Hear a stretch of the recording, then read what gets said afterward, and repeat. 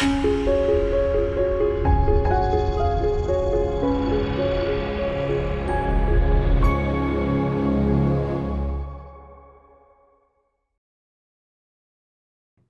rouge.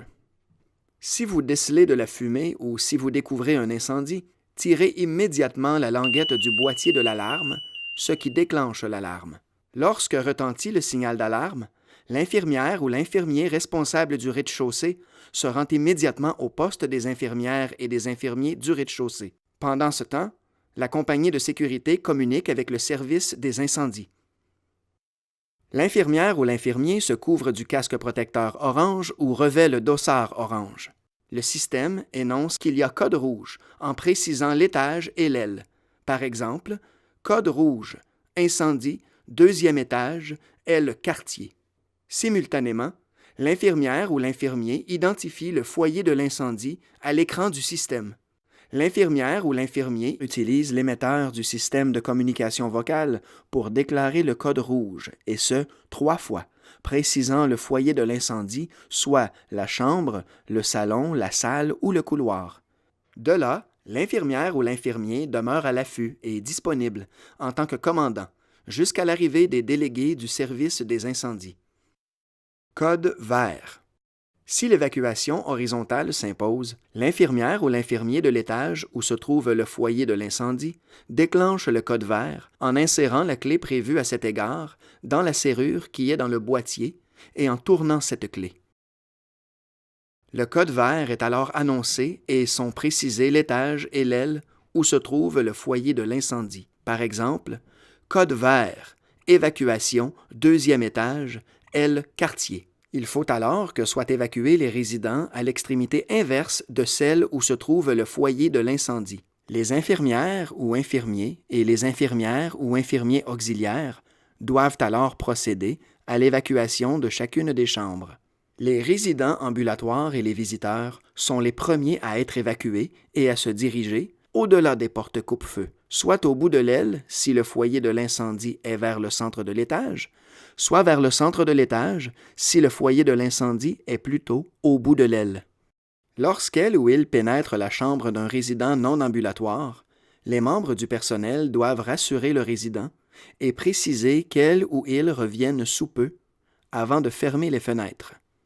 Le service des incendies détermine si l'évacuation verticale s'avère nécessaire. Résident non ambulatoire avec escape pod. Lorsque l'infirmière ou l'infirmier arrive dans la chambre du résident non ambulatoire, elle ou il commence par retirer la section qui est à sa droite et à la gauche du résident, avant de la rabattre, puis fait la même chose avec la section inverse.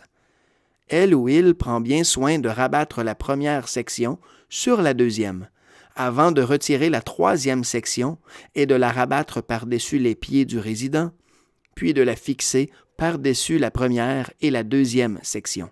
L'infirmière ou l'infirmier fait glisser le matelas de la structure au plancher.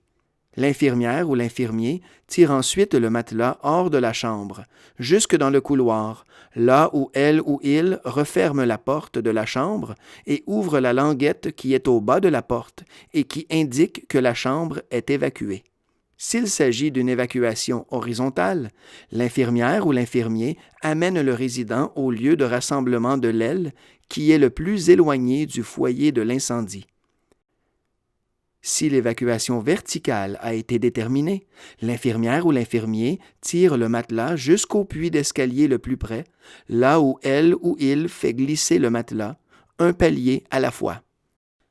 Résident non ambulatoire sans escape pod.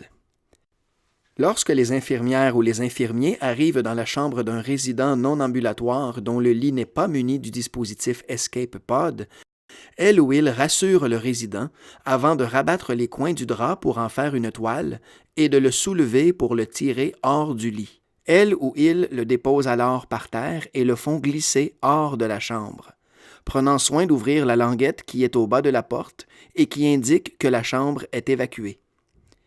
S'il s'agit d'une évacuation horizontale, les infirmières ou les infirmiers font glisser le résident jusqu'au lieu de rassemblement de l'aile qui est le plus éloigné du foyer de l'incendie.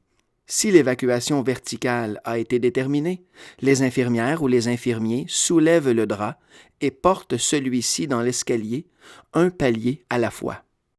La résidence dispose de 2 ascenseurs. Quand l'alarme est déclenchée, le personnel attitré doit descendre au sous-sol en empruntant l'escalier et rappeler les ascenseurs au sous-sol si l'incendie présumé est au rez-de-chaussée. Si l'incendie présumé est au sous-sol, il faut rappeler les ascenseurs au rez-de-chaussée, puis en empêcher l'utilisation en maintenant enfoncé le bouton vert.